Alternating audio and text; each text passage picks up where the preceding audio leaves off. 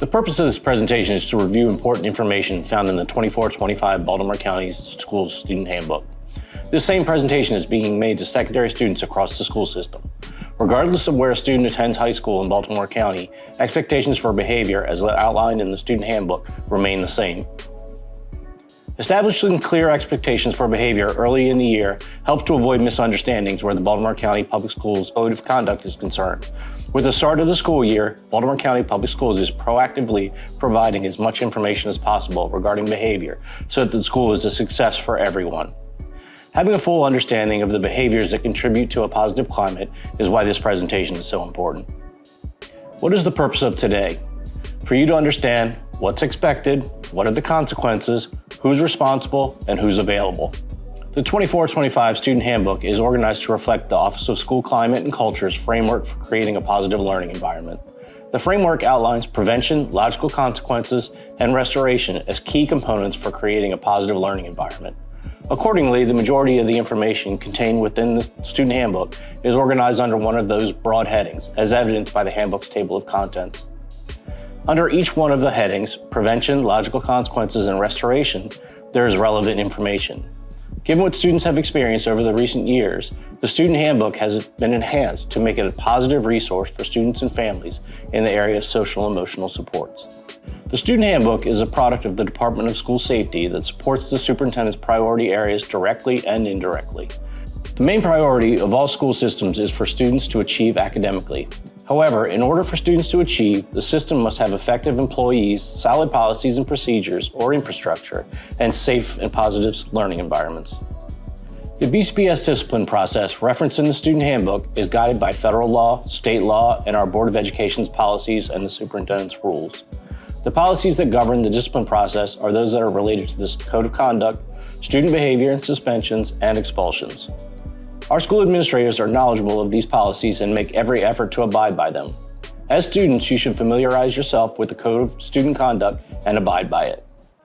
The Code of Student Conduct outlined in this Student Handbook applies to all students attending a Baltimore County public school or program.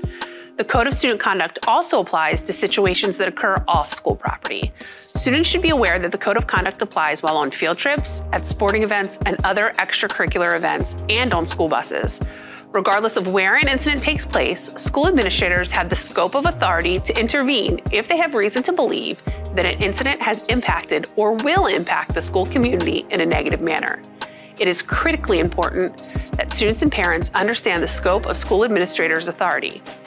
When a student commits a crime off school property in the community, the student can be charged by the Baltimore County Police Department. The police department will notify the school system that the student has committed a criminal reportable offense. Even though the crime is committed off school property, the student could be subjected to consequences from the school system. The school system's consequences are completely separate from the criminal process employed by the police department. As a student enrolled in the Baltimore County Public Schools system, a student has certain rights. Some of those rights are listed here. Take a look at the rights and ask questions about ones that may be unfamiliar. Students enrolled in the BCPS system also have certain responsibilities. Some of those responsibilities are listed here. Again, review the list and feel free to ask questions about any responsibilities shown. Some of the responsibilities have been highlighted in the BCPS Code of Student Conduct.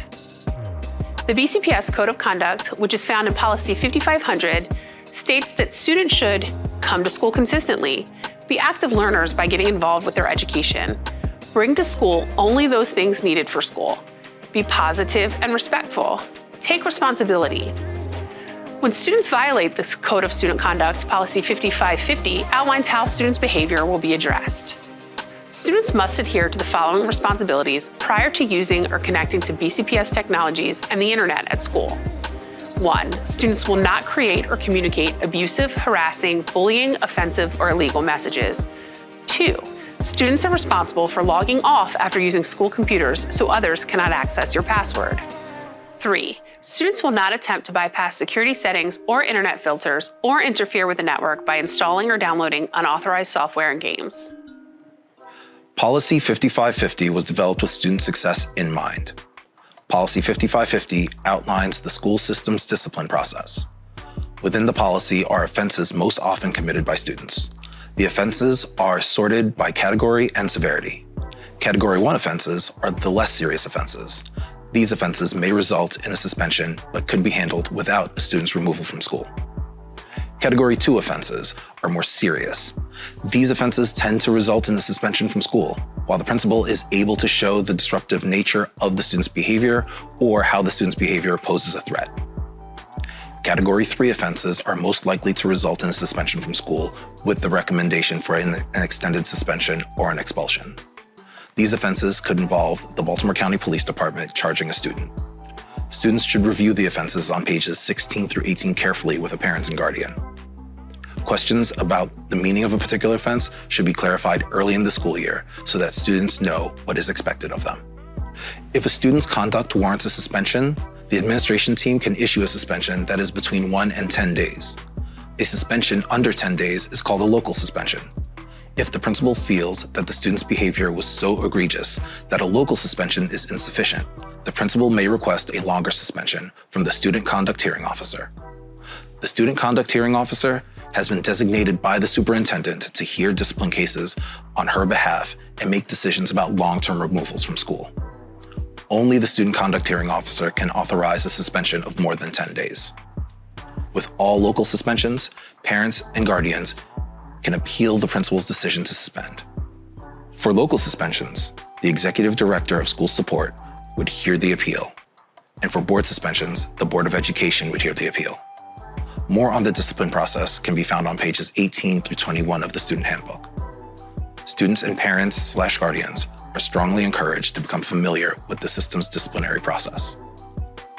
The reportable offense process is very similar to the discipline process. A reportable offense exclusion is also decided upon by the Student Conduct Hearing Officer.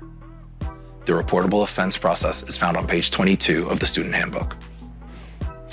In this year's version of the Student Handbook, pages 23 through 26, the category offenses are presented in a matrix that suggests who may be responsible for addressing the offense.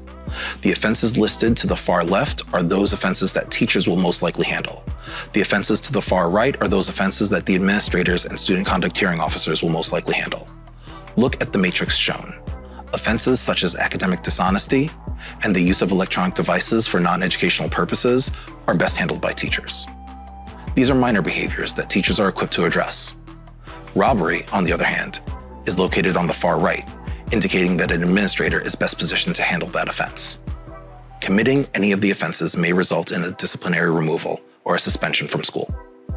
Committing any of the offenses will most likely result in some form of disciplinary action. That disciplinary action does not always mean a suspension. Pages 27 through 30 identify other disciplinary responses available to teachers, school administrators, and hearing officers. The responses shown are suggestions and are not meant to dictate how teachers, administrators, and hearing officers are required to handle a situation. Teachers, administrators, and hearing officers are free to use their discretion in deciding how to best address student behaviors. For more serious violations, a disciplinary removal or suspension may be in order. Both the discipline process and the reportable offense process makes it quite clear that bringing a gun on campus is unacceptable and will not be tolerated. The presence of a firearm on school property poses an imminent threat of serious harm to everyone in the building. For that reason, the law allows superintendents across the country to expel a student from school for more than a year when the student makes the poor decision of bringing a gun to school. All guns, pellet, paintball, Orbeez, Orby, BB, water gun, etc., are strictly prohibited. With toy guns closely resembling real guns and real guns being designed to purposely look like toy guns, police officers cannot tell the difference. If a police officer encounters a student with a gun, the officer is always going to respond as if it's a real gun. Please do not bring any kind of gun to school. The cameras installed in and around school buildings can detect the presence of guns. Cameras are on and operational 24/7. Do not bring any kind of gun onto school property before school, after school, on weekends, or on the holidays. You could be suspended for doing so. The school system has the right to issue a consequence whenever students do not conduct themselves appropriately while on school property. That includes during non-school hours. The Office of Transportation has developed and published a code of conduct that bus drivers and school administrators will continue to use to address misbehavior on school bus. The code classifies unacceptable behavior in 4 levels and provides potential consequences at each level. Students should know that riding the school bus is a privilege. This privilege may be temporarily denied or permanently revoked if misconduct jeopardizes the safe operation of the school bus or the safety of the students riding that bus. School suspension is also possible for misconduct on the bus. School buses are equipped with cameras that also capture audio.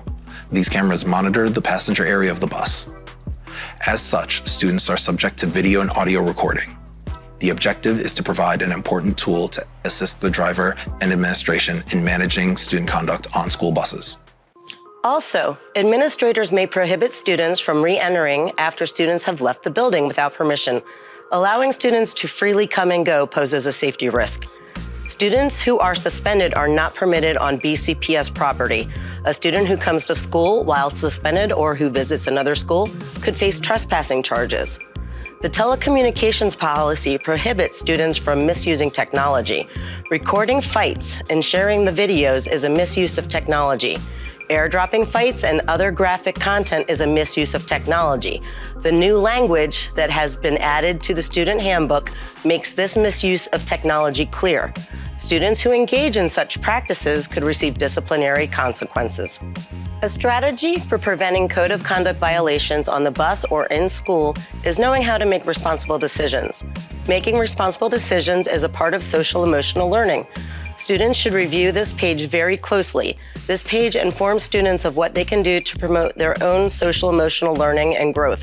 This page lets students know what they can do when they are feeling a certain way, how they can set goals for themselves, how they should relate to others, how they create positive relationships, and how to make responsible decisions.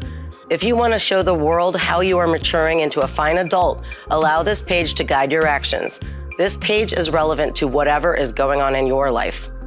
Other areas that make up social-emotional learning include 1. Self-awareness, 2. Self-management, 3. Social awareness, 4. Relationship skills, 5. Responsible decision-making. Again, use this information to demonstrate your maturity. This page provides a list of phone numbers for those offices that students and parents are most likely to reach out to for support. In previous versions of the Student Handbook, no directory information was included. This page becomes a starting point for students and parents looking for assistance and guidance from the school system and from outside agencies.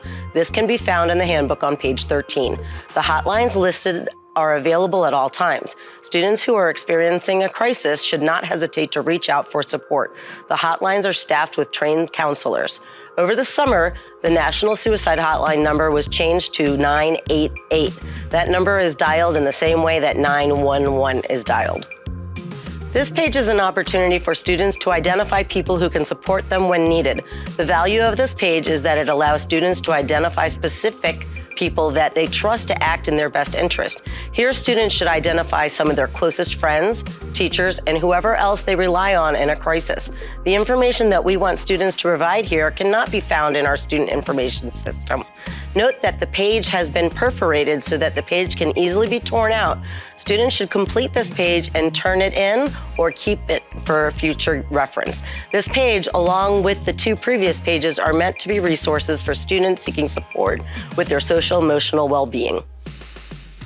At Dundalk High School, we are 1 OWL. 1. Responsible for oneself. O. Outstanding dedication. W. Willingness to succeed. L. Leadership by example. Remember, you are an OWL. You are 1 OWL. At Dundalk High, we all want to help you. There are many people to help you. School counselors, teachers, SROs, administrators, the nurse, social workers, school climate squad, and SEL teachers. Students who come to school regularly feel more connected and perform higher academically. For this reason, the State Department of Education monitors students' attendance and categorizes students according to the number of absences that they have. For example, a student who misses less than 11 days for their entire year has a low absenteeism rate. A student who misses 12 to 17 days for the entire year has a moderate absenteeism rate. A student who misses 18 or more days for the entire year has a chronic absenteeism rate. So track your days absent. As the Code of Conduct states, take responsibility for your actions and your education. You own your attendance and absenteeism rate.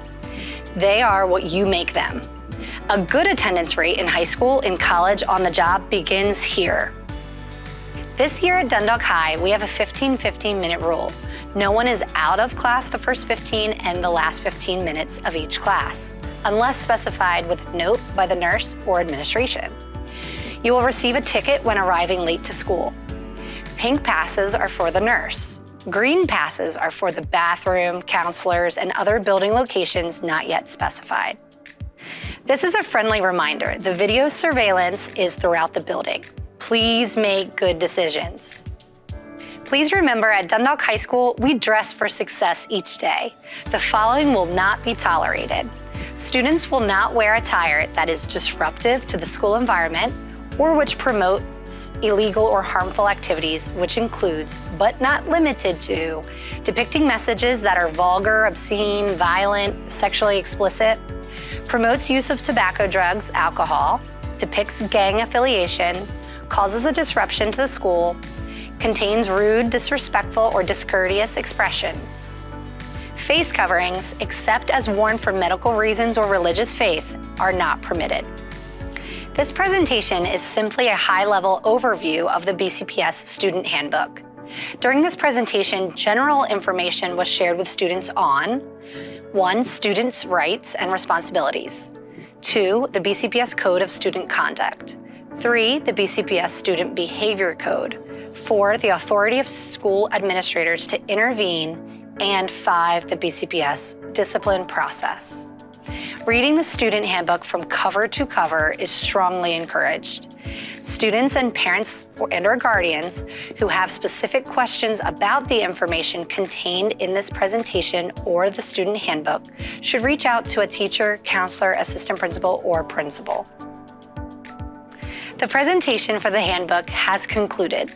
At this time, all students should acknowledge that they received and understand the information mentioned in the presentation. Students can provide their acknowledgement by completing and signing the paper form at the end of the handbook. They can log into Focus and click on the electronic form as well. After signing the form, students should have a discussion with their parent and/or guardian about the information contained in it. Once the discussion is over, the parent and/or guardian should sign and date the acknowledgement page. A new statement has been added to make students aware that they are not doing themselves any favors by not signing the acknowledgement form. Some students mistakenly believe that if they do not sign the acknowledgement form, they cannot be held accountable for their behavior. That is not true. This new statement makes that point. Students must return the acknowledgement page with their signature to their to-be teacher right now.